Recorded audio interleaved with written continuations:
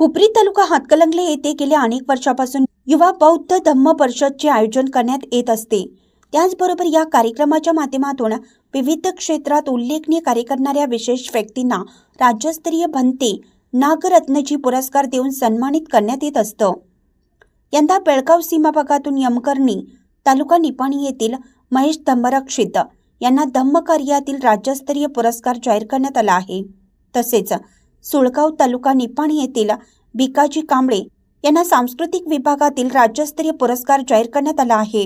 या निवडीमुळे सीमा भागातील या दोन्ही गुणवंत व्यक्तींचे कौतुक होत आहे। सदर पुरस्कार सोहळा रविवारी दिनांक 18 जानेवारी रोजी हुपरी येथील भंते नागरत्नजी सभामंडप यशवंत मंगल कार्यालय येथे विविध क्षेत्रातील दिग्गज मान्यवरांच्या उपस्थितीत संपन्न होणार आहे।